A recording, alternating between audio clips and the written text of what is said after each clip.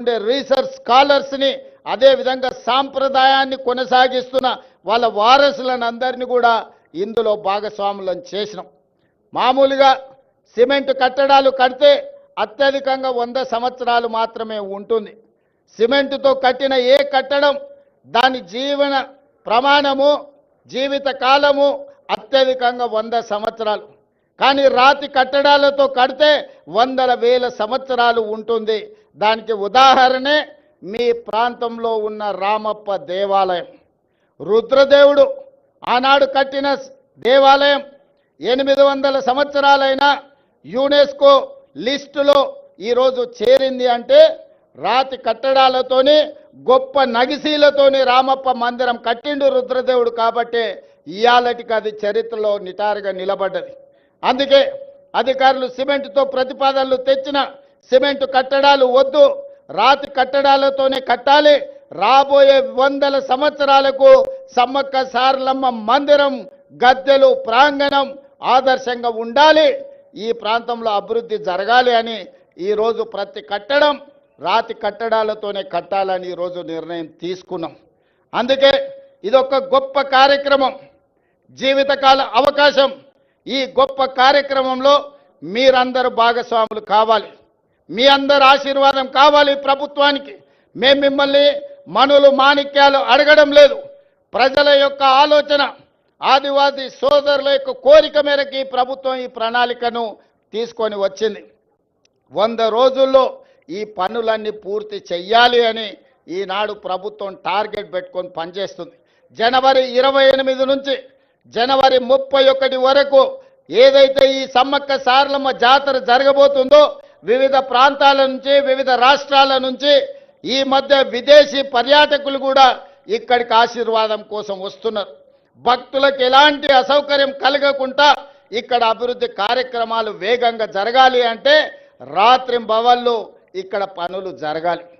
పొద్దుటిపూటనే పని చేస్తే సమయం సరిపోదు, రాత్రి సమయంలో కూడా పని చేయాలి. మరి ఇక్కడ నిపుణులు పనిచేస్తున్నప్పుడు వాళ్ళకి రక్షణ కల్పించి వాళ్ళకి అన్ని వసతులు చూసుకోవాల్సిన బాధ్యత స్థానికులదే. ప్రభుత్వం ఎన్ని చేసినా కొంతమేరకే ఉపయోగం ఉంటుంది, కానీ స్థానికుల భాగస్వామ్యం ఉంటే 100% ఈ కార్యక్రమం వేగంగా ముందుకు వెళ్తుంది. ఇవాళ సమ్మక్క సారలమ్మ గద్దెలే కాదు, జంపన్న వాగు నిర్మాణం గురించి భక్తులు రావడానికి, భక్తులు దర్శనం చేసుకున్న తర్వాత వెళ్ళడానికి కూడా రహదారుల నిర్మాణం కోసం కూడా ఈరోజు నేను అధికారులకు సూచనలు సలహాలు ఇవ్వడం జరిగింది.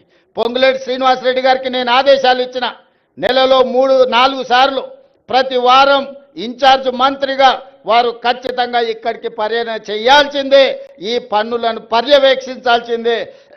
రాబోయే 100 రోజులు ఇందులో భాగస్వాములు అయ్యే వాళ్ళందరికీ నేను సూచన చేసిన, మనం అయ్యప్ప మాల వేసుకుంటే ఎట్లయితే మాల వేసుకొని భక్తితో ఉంటామో సమ్మక్క సారలమ్మ మాల వేసుకోండి, భక్తితో ఇక్కడి పనులను పూర్తి చేయండి అని చెప్పి మా అధికారులకు, మా సాంకేతిక నిపుణులకు, మా ప్రజాప్రతినిధులకు సూచన చేసిన.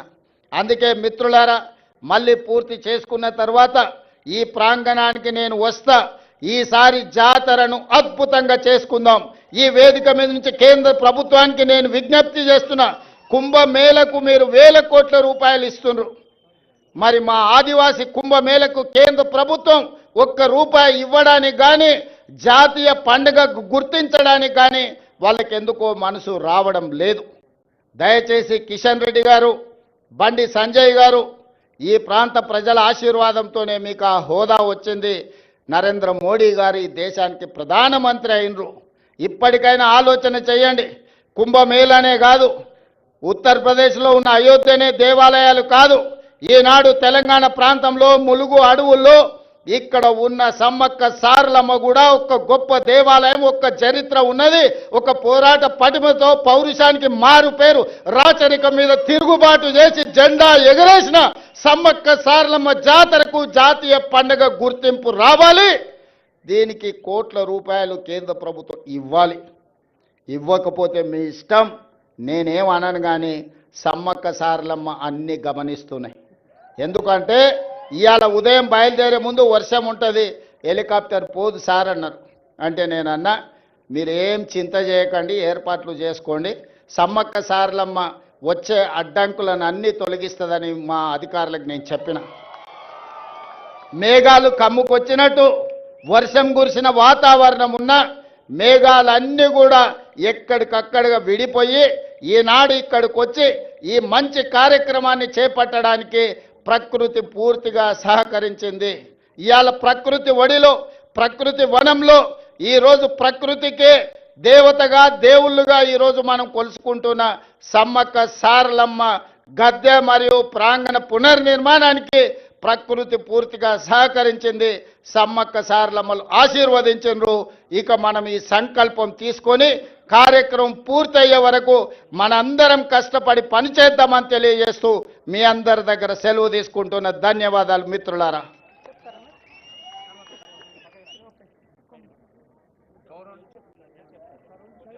హలో, గౌరవనీయులైన రేవంత్ రెడ్డి గారు సమ్మక్క సారలమ్మల చల్లని సన్నిధి నుంచి పాదయాత్ర ప్రారంభిస్తే ఇప్పుడు తెలంగాణ ప్రజా ప్రభుత్వ అభివృద్ధి జైత్రయాత్రగా సాగుతోంది. మీ అందరి చప్పట్లతో వారికి ఆశీస్సులు అందించవలసిందిగా కోరుతోంది వేదిక. మీకు తెలుసు, ఒక బెండలపాడు ఆదివాసీ గ్రామంలో ఇందిరమ్మ ఇండ్లు, అదిగో ఇప్పుడు